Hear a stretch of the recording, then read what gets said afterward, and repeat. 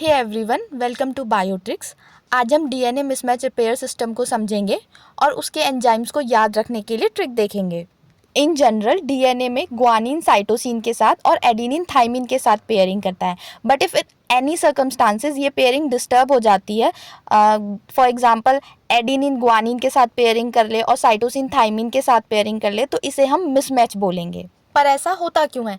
जब DNA polymerase DNA strand को replicate करवा रहा होता है, तब सम परसेंटेज ऑफ एरर के चांसेस रहते हैं, जिसकी वजह से ये मिसमैच हो जाता है। अगर इसे ठीक नहीं किया गया तो जो डीएनए से एमआरएनए बनेगा वो भी गलत इन्फॉर्मेशन लेके आएगा और जो प्रोटीन बनेगी वो भी सही नहीं होगी।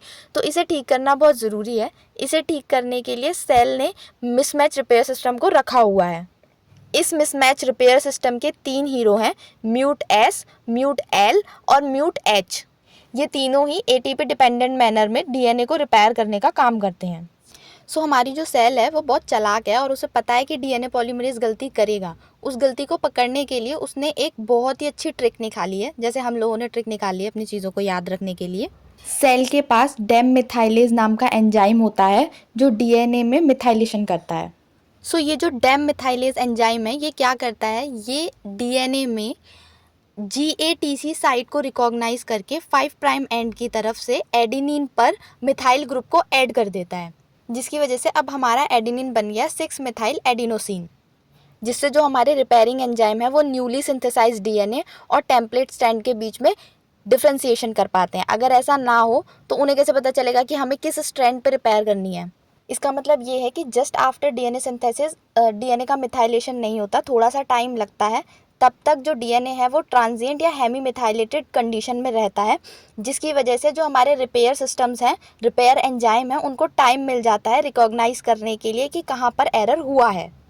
अब जो आपको एक मेन एंजाइम है याद रखना है, म्यूट एच। ये क्या है? ये एक एंडोन्यूक्लियेज है और इसका काम क्या होता है, ये निक क्रिएट करता है अनमिथाइलेटेड डीएनए स्ट्रैंड में नियर द मिसमैच साइट। जहाँ पे भी मिसमैच हुआ है वहाँ पर अनमिथाइलेटेड डीएनए स्ट्रैंड पर ये एक निक क्रिएट करता है। ये एक टाइप का एंडोन्यूक्लियेज है। आई होप कि अब तक का आपको सब क्लियर होगा। अब आता है मेन स्टेप। जो म्यूट एस है वो स्कैन करता है न्यूली सिंथेसाइज डीएनए को और बाइंड करता है मिसमैच पर, और म्यूट एल म्यूट एस के साथ एक कॉम्प्लेक्स फॉर्म करता है। अब होता यूँ है कि ये जो कॉम्प्लेक्स है ये डीएनए पर मूव करता है और मिसमैच साइट को फाइंड आउट करता है। इसके बाद near the mismatch site mute H आकर बाइंड करता है। जैसे ही ये कॉम्प्लेक्स म्यूट एच से इनकाउंटर करता है, म्यूट एच निक क्रिएट करता है अनमिथाइलेटेड स्ट्रैंड में नियर द मिसमैच साइट और डीएनए हेलिकेज अनवाइंड कर देता है डीएनए को। इसके बाद एक्सोन्यूक्लियस आता है और वो सिंगल स्ट्रैंडेड डीएनए को रिमूव कर देता है near the mismatch site of अनमिथाइलेटेड DNA. उसके बाद डीएनए पॉलीमरेज आता है और एक्सोन्यूक्लियस ने जहाँ पर कट लगाया था उस पूरे पोर्शन को रेप्लिकेट कर देता है और इस तरह से डीएनए मिसमैच रिपेयर कंप्लीट हो जाती है।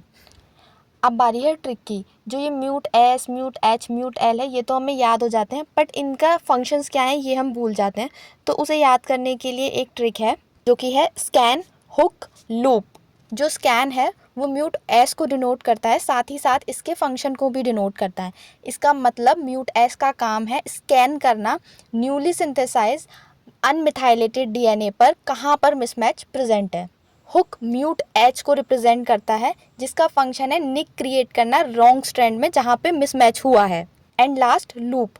जो लूप है वो म्यूट एल को डिनोट करता है। इसका काम है एक लूप बनाना और साथ ही साथ अदर एंजाइम के साथ कोऑर्डिनेट करना जो मिसमैच है उसके रिमूवल के लिए। आई होप आपको ये वीडियो अच्छी लगी होगी और ट्रिक भी पसंद आई होगी। So if you like the video please hit the like button and subscribe the channel. Do not forget to hit the bell icon. Thank you.